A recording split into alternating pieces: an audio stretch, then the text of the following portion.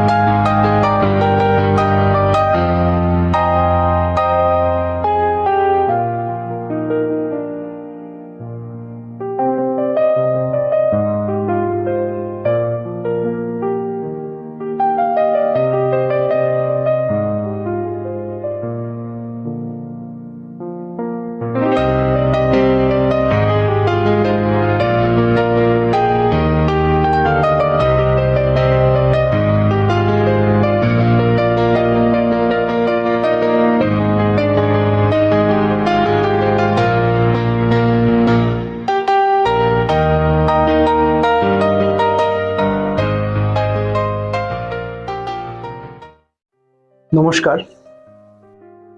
গুণীজনদের সম্মাননা অনুষ্ঠান জিএস এর 2 নম্বর পর্বে আপনারা সবের স্বাগতম। আজকের যে আমরার মূল উদ্দেশ্য আজকের এই দ্বিতীয় পর্বের, যে অত্যন্ত একটা খুব কাছের একটা ব্যাপার আমরা লেগে, আমি কয়েকটা লাইনের মাধ্যমে এটা প্রকাশ করার চেষ্টা করলাম।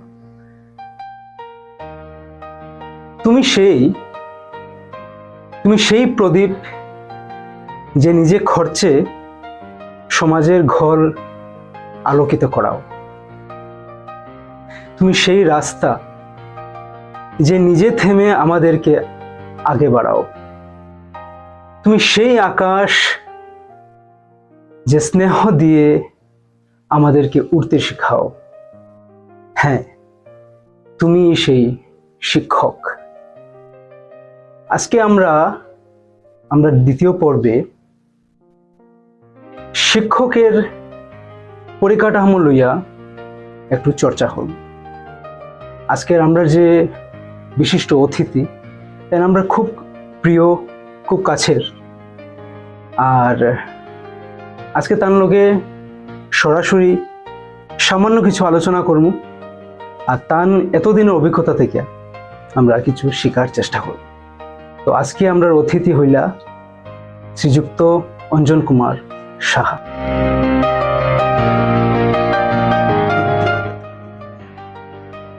বিদ্যা দত্তাতি বিনয়ম।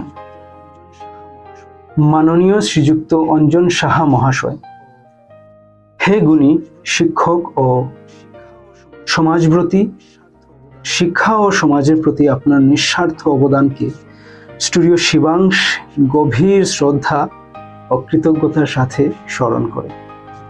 আপনার সুদীর্ঘ শিক্ষকতা জীবনে আপনি কেবল পাঠ্যপুস্তকের জ্ঞান বিলিয়ে দেননি, বরং আপনার স্নেহ, আদর্শ ও সঠিক নির্দেশনার মাধ্যমে গড়ে তুলেছেন শত শত আদর্শ ছাত্রছাত্রী। আজ আপনার এই মহান কর্মজীবন ও সমাজ সেবামূলক অবদানকে সম্মান জানাতে পেরে আমরা অত্যন্ত গর্বিত ও আনন্দিত। যে আলো আপনি জ্বেলেছেন হাজারো প্রাণে, তা ছড়িয়ে থাকুক সমাজ ও মানুষের কল্যাণ।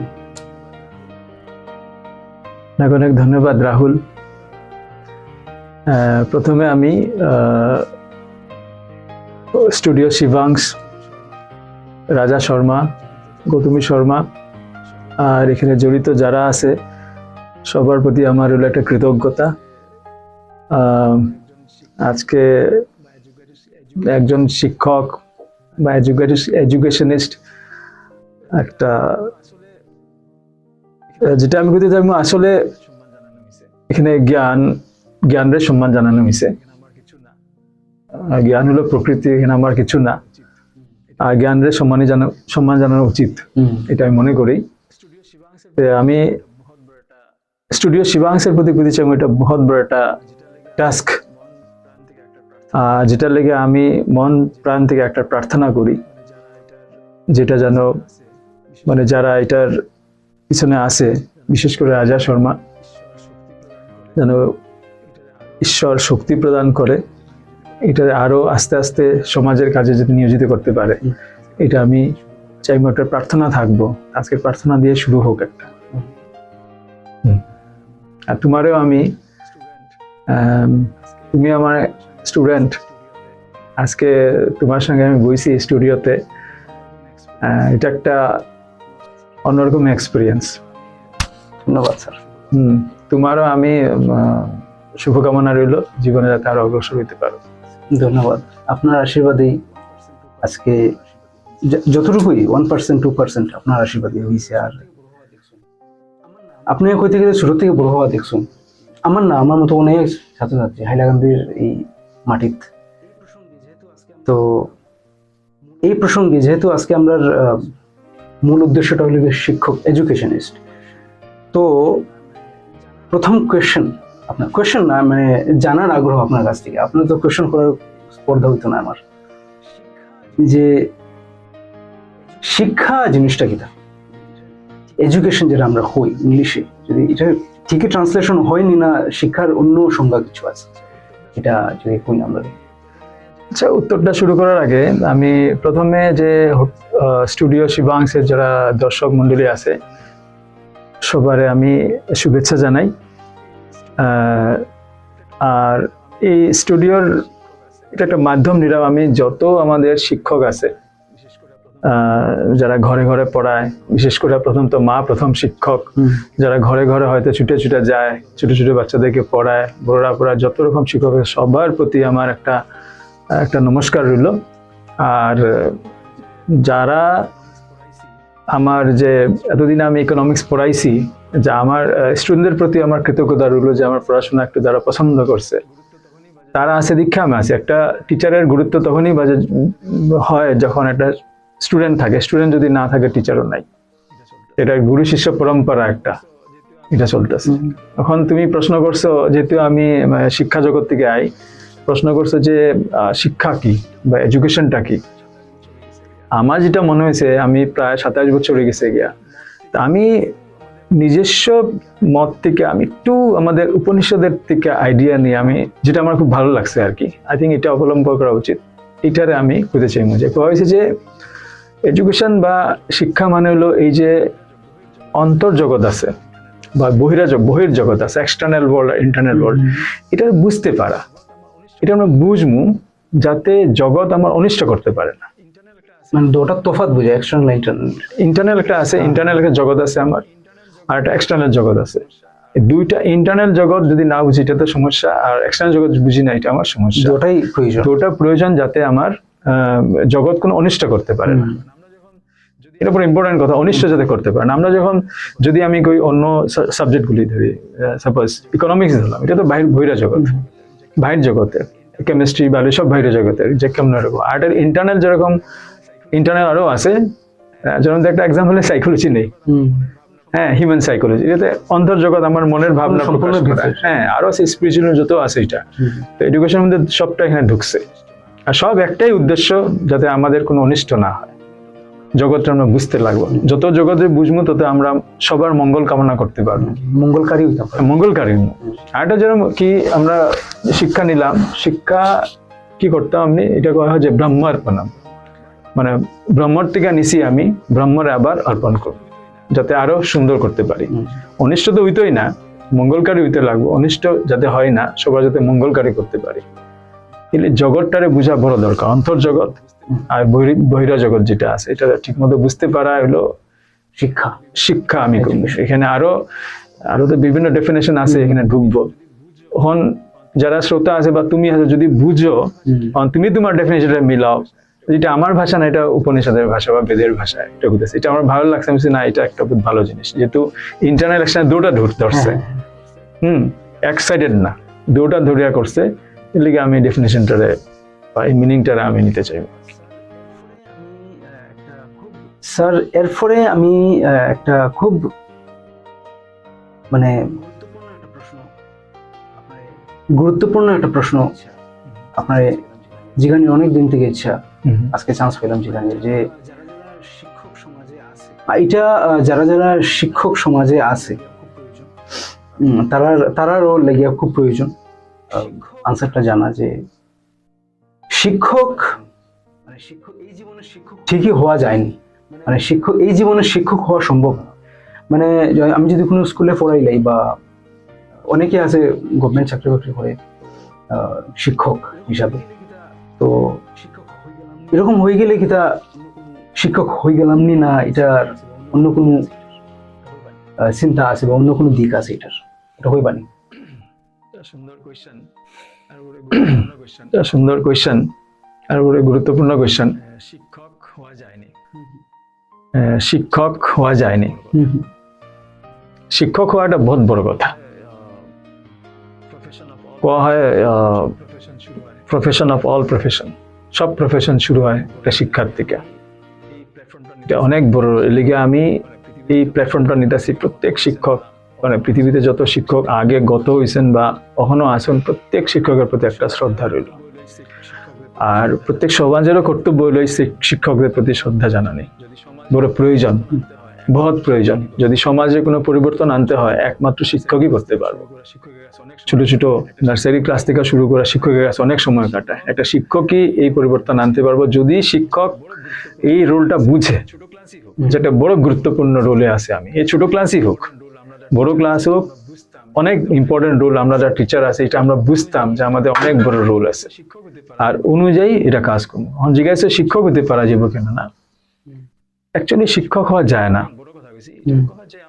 শিক্ষক যেটা আমি অনেক বড় কথা বলছি, এটার কথা যে আমরা যেটা শিক্ষক দিতাম যে স্কুলে বা এটা দিচ্ছি, অ্যাকচুয়ালি টিচার হইতে লাগে ফ্যাসিলিটেটর, মানে পড়াশোনার পরিবেশটা সৃষ্টি করতে।